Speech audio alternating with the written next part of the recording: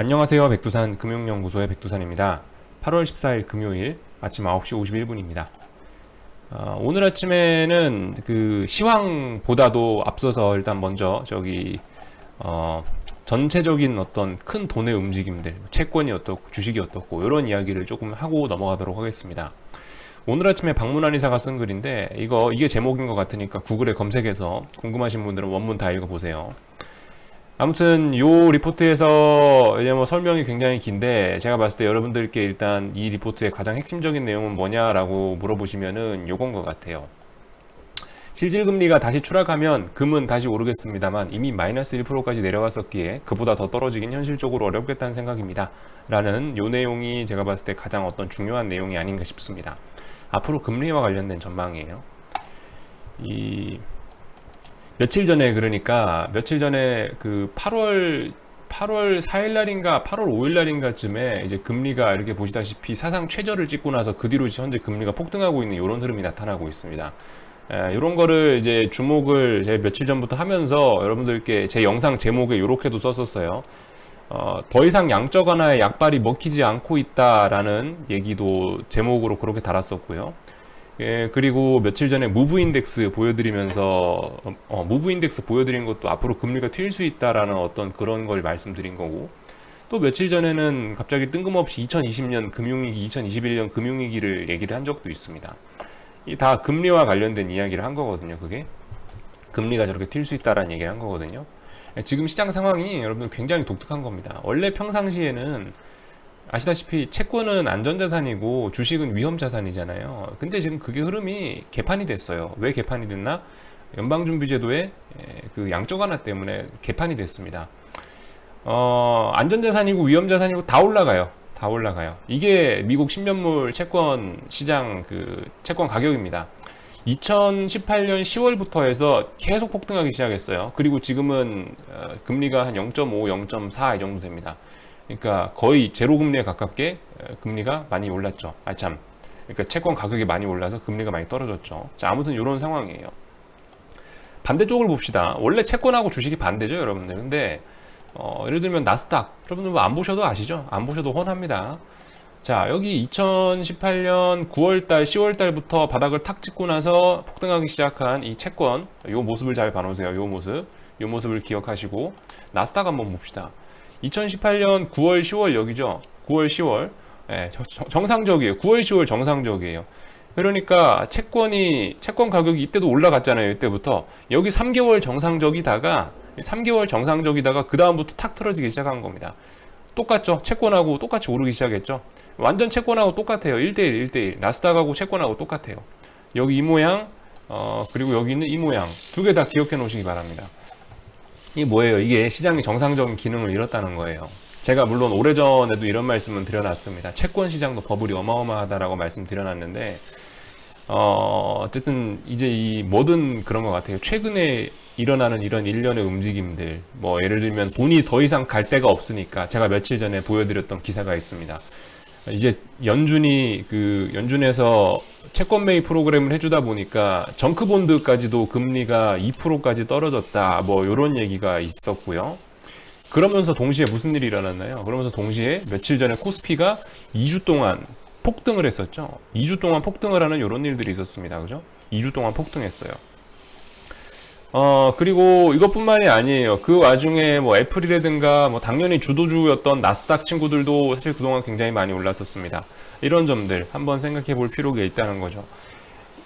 일단은 지금 시장이 굉장히 비정상이라는 게 채권하고 주식이 같이 움직인다는 것도 이상한데, 이것도 일단 경계를 해야 되는 건데, 이런 흐름이 이어지고 있다는 것도 경계를 해야 되는 건데, 거기에 더해서 지금 채권의 상승과 주식의 상승에서 뭔가 뽕을 뽑는 흐름들이 지금 굉장히 큰 폭으로 나타나고 있다는 것을 많이 주목을 해야 된다는 겁니다. 며칠 전에 채권도 보여드렸죠. 그나마 차분하게 오르던 놈들마저도 기울기를 살짝 더 세우면서 상승을 하더니 그 다음에 지금 떨어지고 있다는 거죠. 이런 점들. 그리고 코스피 2주간 폭락했던 거. 어쨌든 이런 최근의 변동성들.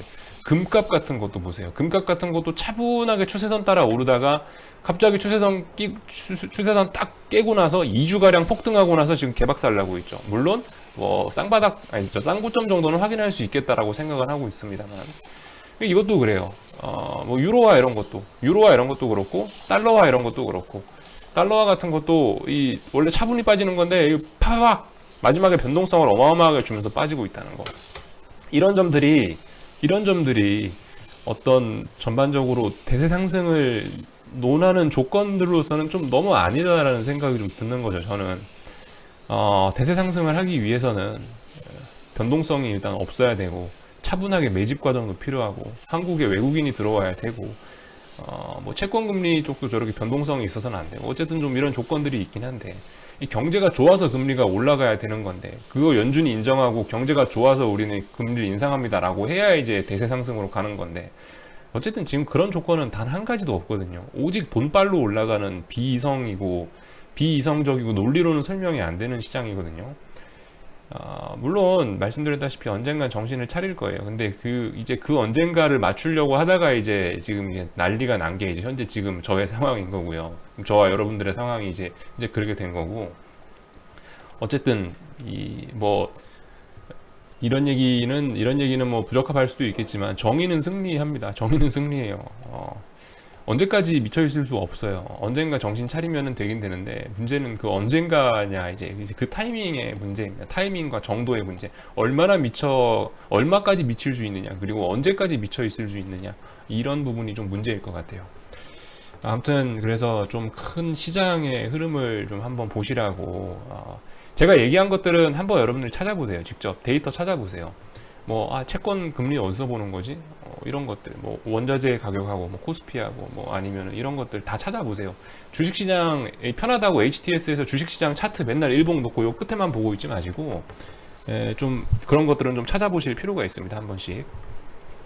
아무튼 그래서 이제 다시 시황으로 넘어가자면 어제 미국 주식들은 이제 좀 고점 테스트를 일단 한번 한 것 같습니다.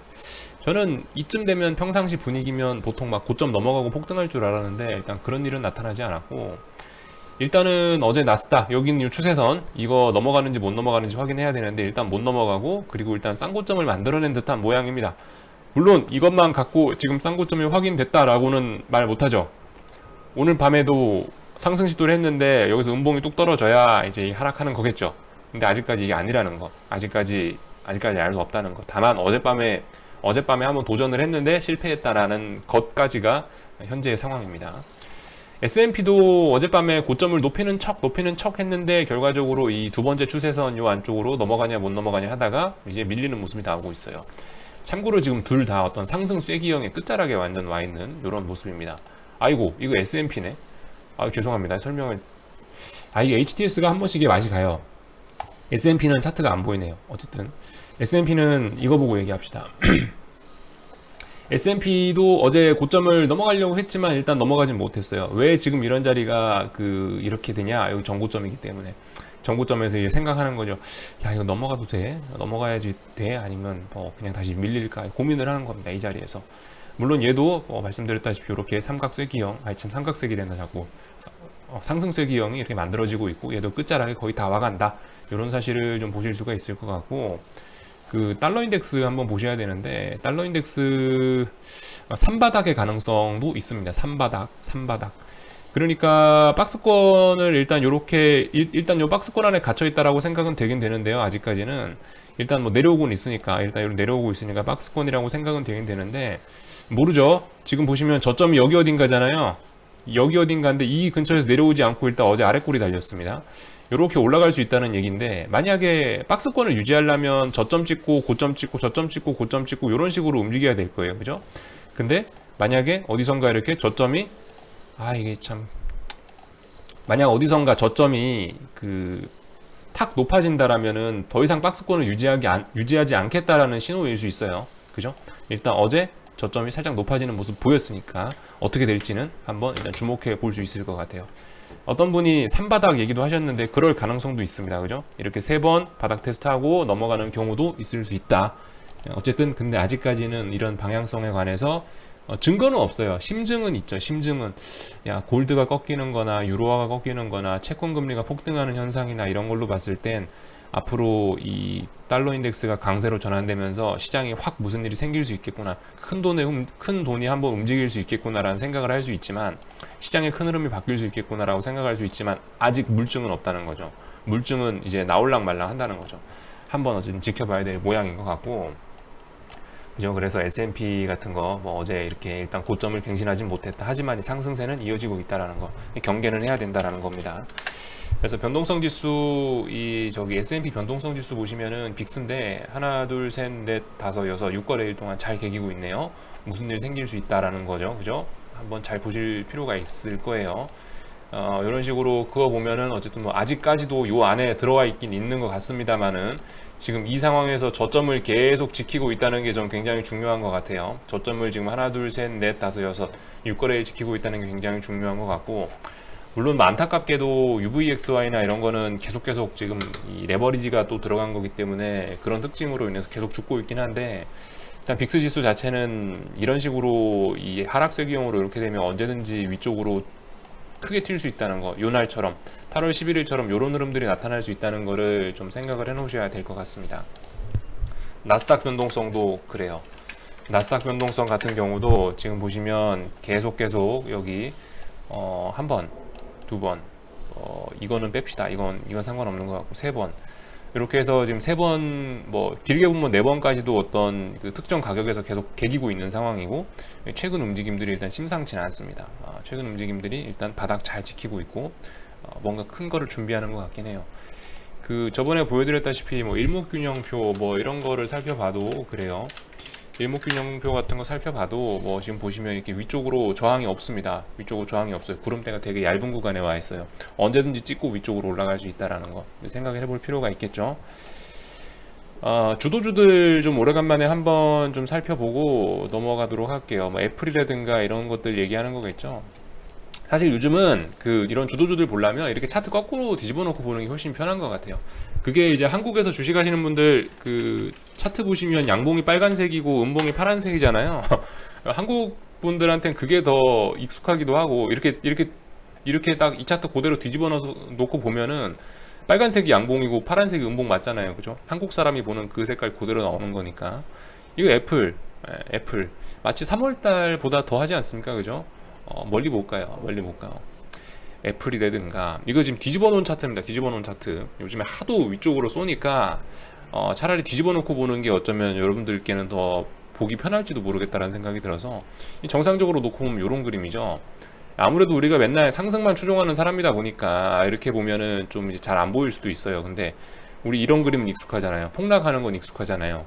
근데 마치 지금 상승이 폭락장처럼 그렇게 이어지고 있다라는 거, 지나치게 오버하게 많이 가고 있다라는 거, 이런 점들 좀 어쨌든 보실 수가 있는 것 같고, 대부분 그래요. 지금 이제 애플 하나만 살아남았어요. 애플 하나만 살아남아 있고, 아마존 같은 거 이거 뒤집어 놓은 그림이라 말씀드렸습니다. 뒤집어 놓은 그림이다.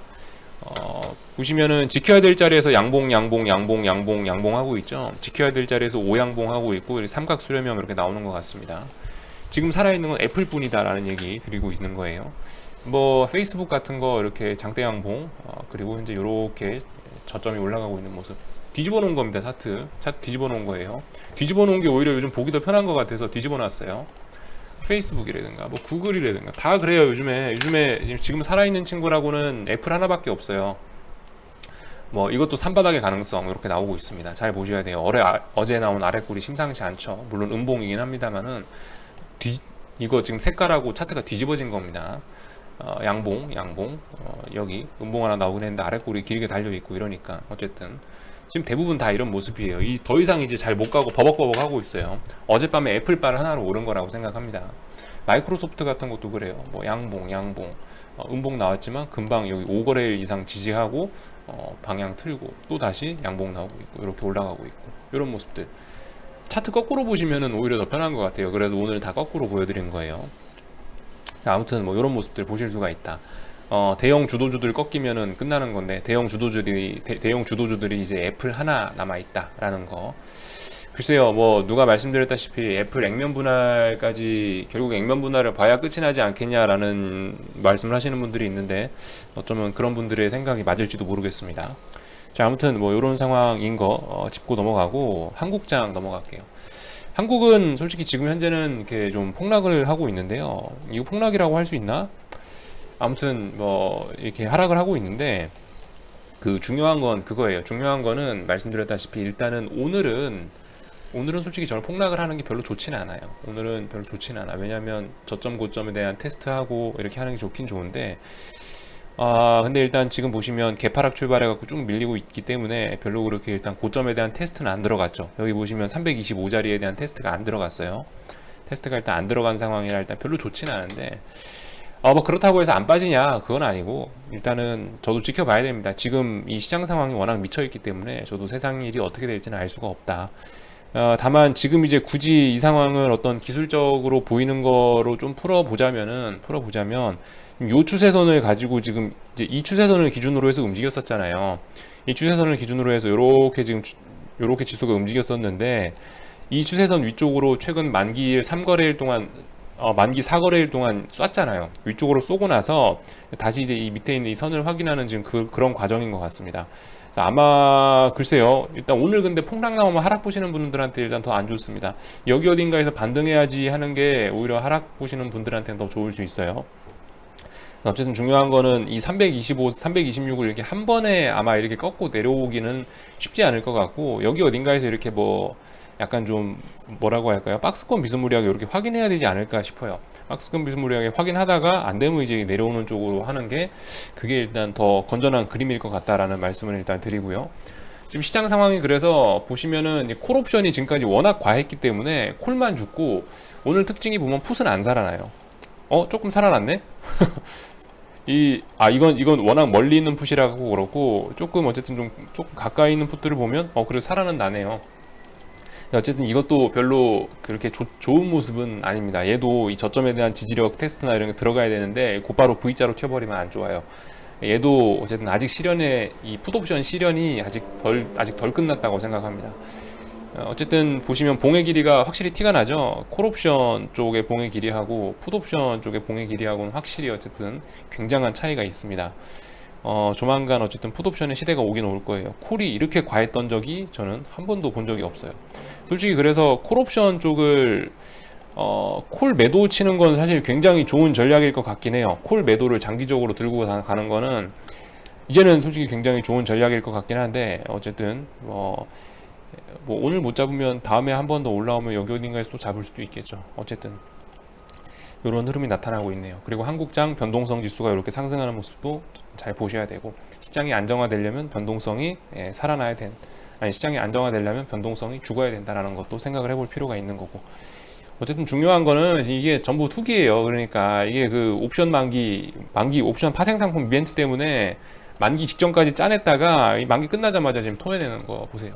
물론 이렇게 한 번 토해내고 끝날 것 같지는 않고 몇 번 더 와리가리 하긴 할 것 같지만은 그럼에도 불구하고 요즘에 굉장히 어쨌든 움직임들이 비이성적이고 투기적이고 대놓고 투기적이고 뭐 이런 모습들을 좀 지울 수는 없습니다. 오늘 좀 얘기가 길어졌는데 어쨌든 중요한 거는 그거예요. 중요한 거는 언젠가 이성적으로 돌아옵니다. 언젠가 이성적인 판단이 그러니까 지금은 우리가 소외되고 있을지 몰라요. 지금 하방 보시는 분들이 소외되고 있을 수는 있는데 솔직히 방향성은 굉장히 맞게 보고 있다고 생각합니다. 시간이 지나면 증명이 되겠죠. 아무튼 궁금한 건 리플 남겨주시고요. 일단 여기서 마치도록 하겠습니다.